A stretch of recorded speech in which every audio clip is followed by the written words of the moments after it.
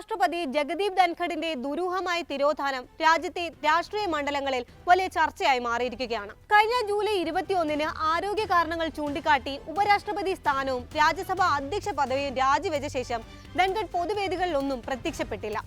രാജ്യസഭാ എംപിമാർ ഉൾപ്പെടെ ഫോണിൽ വിളിച്ചിട്ടും അദ്ദേഹത്തെ ബന്ധപ്പെടാനാകുന്നില്ല. ഇതിന് പിന്നാലെയാണ് ദുരൂഹതകൾ തലപൊക്കിയിരിക്കുന്നത്. ധൻഖഡിന് എന്ത് പറ്റിയെന്നും അദ്ദേഹം എവിടെയാണെന്നുമുള്ള ചോദ്യങ്ങളുമായി പ്രതിപക്ഷ നേതാക്കളും രംഗത്തിറങ്ങി കഴിഞ്ഞിട്ടുണ്ട്.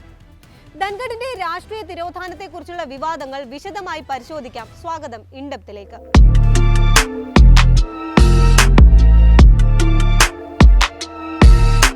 മുൻ കേന്ദ്രമന്ത്രിയും രാജ്യസഭാ അംഗവുമായ കപിൽ സിബലിന്റെ ഇടപെടലാണ് പുതിയ വിവാദങ്ങൾക്ക് തിരികൊളുത്തിയിരിക്കുന്നത്. ജൂലൈ 21-ന് ശേഷം ധൻഖഡിനെ കണ്ടിട്ടില്ല എന്നും ഔദ്യോഗിക വസതിയിലും അദ്ദേഹത്തെ കാണാനില്ലെന്നുമായിരുന്നു സിബലിന്റെ വെളിപ്പെടുത്തൽ.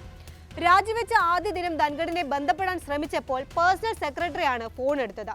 അദ്ദേഹം വിശ്രമിക്കുകയാണെന്ന് പറഞ്ഞ് ഫോൺ വെക്കുകയാണ് അന്നുണ്ടായതെന്നും കപിൽ സിബൽ വെളിപ്പെടുത്തി. ലാപ്പത്ത ലേഡീസ് എന്ന് കേട്ടിട്ടുണ്ട്, എന്നാൽ ലാപ്പത്ത വൈസ് പ്രസിഡന്റ് എന്ന് ആദ്യമായി കേൾക്കുകയാണ്. ധൻഖഡ് എവിടെയാണെന്നും അദ്ദേഹത്തിന് എന്ത് സംഭവിച്ചുവെന്നും ആഭ്യന്തരമന്ത്രി അമിത്ഷാ വ്യക്തമാക്കണമെന്നും മുൻ കോൺഗ്രസ് നേതാവ് ആവശ്യപ്പെട്ടു. ധൻഖഡിനെ കണ്ടെത്താൻ ഹേബിയസ് കോർപ്പസ് സമർപ്പിക്കേണ്ടി വരുമോ എന്നും മുതിർന്ന അഭിഭാഷകൻ കൂടിയായ കപിൽ സിബൽ ചോദിച്ചിരുന്നു. സിബലിന്റെ ഇടപെടലിന് പിന്നാലെയാണ് കൂടുതൽ പ്രതിപക്ഷ നേതാക്കൾ ചോദ്യങ്ങളുമായി രംഗത്തെത്തിയത്. കോൺഗ്രസ്, തൃണമൂൽ കോൺഗ്രസ്, ശിവസേന, സമാജ്വാദി പാർട്ടി ഉൾപ്പെടെയുള്ള പാർട്ടി നേതാക്കളെല്ലാം ധൻഖഡിന്റെ തിരോധാനത്തിൽ ദുരൂഹത ഉയർത്തിയിട്ടുണ്ട്.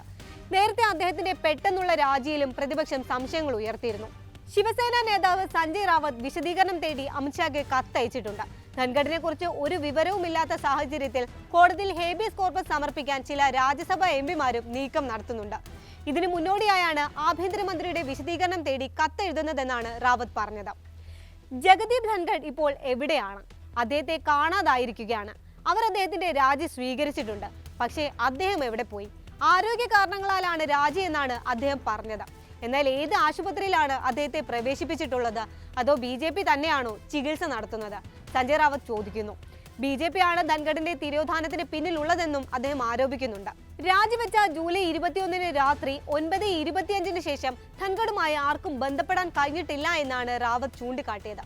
പല രാജ്യസഭാ അംഗങ്ങളും അദ്ദേഹത്തെ ബന്ധപ്പെടാൻ ശ്രമിച്ചിരുന്നു, എന്നാൽ നിരാശയായിരുന്നു ഫലം. വലിയ ആശങ്കയായി മാറിയിരിക്കുകയാണ് അത്. നമ്മുടെ ഉപരാഷ്ട്രപതിക്ക് എന്താണ് സംഭവിച്ചതെന്ന് വ്യക്തമാക്കണം. അദ്ദേഹം എവിടെയാണ്? അദ്ദേഹത്തിന്റെ ആരോഗ്യ വിവരങ്ങൾ എന്താണ്? ധൻഖഡ് സുരക്ഷിതനാണോ എന്ന് തുടങ്ങുന്ന സംശയങ്ങളിലെല്ലാം വ്യക്തത വരുത്തണമെന്നും കത്തിൽ സഞ്ജയ് റാവത്ത് ആവശ്യപ്പെട്ടിട്ടുണ്ട്. അതിനിടെ മുൻ കേന്ദ്രമന്ത്രിയും AICC ജനറൽ സെക്രട്ടറിയുമായ ജയറാം രമേശ് പുതിയ ദുരൂഹതകൾ സംശയിച്ച് രംഗത്തെത്തി. ജൂലൈ 21 വൈകിട്ട് തൊട്ട് മുൻ രാജ്യസഭാ അധ്യക്ഷനെ കാണാനും കേൾക്കാനുമില്ലെന്ന് മുതിർന്ന കോൺഗ്രസ് നേതാവ് പ്രതികരിച്ചു. അടുത്തിടെയായി പ്രധാനമന്ത്രിയുമായി 45 മിനിറ്റ് നേരം അദ്ദേഹം കൂടിക്കാഴ്ച നടത്തിയതായി ചില തെലുഗു മാധ്യമങ്ങൾ റിപ്പോർട്ട് ചെയ്യുന്നുണ്ട്. എന്തൊക്കെയാണ് ഇവിടെ സംഭവിക്കുന്നതെന്നും ജയറാം രമേശ് ചോദിക്കുന്നു. ധൻഖഡ് മോദി കൂടിക്കാഴ്ചകളുമായി ബന്ധപ്പെട്ട് ചില അഭ്യൂഹങ്ങൾ പ്രചരിക്കുന്നുണ്ടെങ്കിലും ഇക്കാര്യത്തിൽ ഔദ്യോഗിക സ്ഥിരീകരണം ഇതുവരെ വന്നിട്ടില്ല. ജൂലൈ 21-ന് രാത്രിയാണ് ജഗദീപ് ധൻഖഡ് അപ്രതീക്ഷിതമായി രാജി പ്രഖ്യാപിക്കുന്നത്.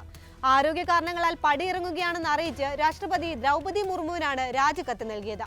മോദി അമിത്ഷാ കൂട്ടുകെട്ടിന്റെ വിശ്വസ്തനായ ധൻഖഡിന്റെ ഈ അസാധാരണ നീക്കം രാഷ്ട്രീയ കേന്ദ്രങ്ങളെ മുഴുവൻ ഞെട്ടിച്ചിരുന്നു.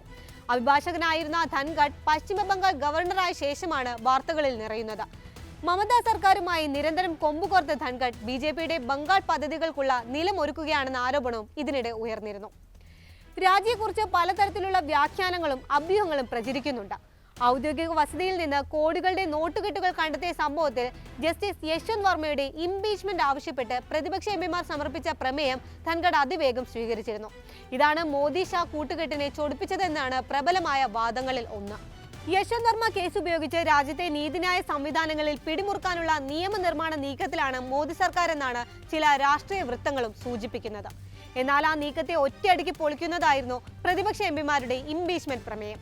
ഇതിനു പുറമെ ഭരണപക്ഷത്തിന് ഒരു സൂചന പോലും നൽകാതെ ഇതിന് രാജ്യസഭാ അധ്യക്ഷന് അനുമതി നൽകിയത് BJPക്ക് സ്കോർ ചെയ്യാനുള്ള എല്ലാ സാധ്യതകളും ഉടച്ചു കളഞ്ഞെന്ന വിലയിരുത്തലുകളുമുണ്ട്. തിരക്ക് പിടിച്ച് ധൻഖഡിനെ സ്ഥാനത്തു നിന്ന് മാറ്റാൻ കാരണമായി പ്രധാനമായും ഉയർന്ന വാദം ഇതുതന്നെയാണ്. എന്നാൽ ബീഹാർ നിയമസഭാ തെരഞ്ഞെടുപ്പ് മുന്നിൽ കണ്ടുള്ള നീക്കമാണെന്നും അഭിപ്രായപ്പെടുന്നവരുണ്ട്. നിതീഷ് കുമാറിനെ ഉപരാഷ്ട്രപതി സ്ഥാനത്തേക്ക് കൊണ്ടുവന്ന് സംസ്ഥാനത്ത് BJP പിടിമുറുക്കാനാണ് നീക്കമെന്നാണ് വിലയിരുത്തൽ. കോൺഗ്രസ് നേതൃത്വത്തെ ചൊടിപ്പിക്കുന്ന പ്രസ്താവനകളുമായും മോദി സർക്കാർ വാഴ്ത്തുമായി നിരന്തരം വിവാദം സൃഷ്ടിക്കുന്ന ശശി തരൂരിനെ അക്കോമഡേറ്റ് ചെയ്യാൻ വേണ്ടി ധൻഖഡിനെ രാജിവെപ്പിച്ചതാണെന്നും ചിലർ അഭിപ്രായപ്പെട്ടിരുന്നു.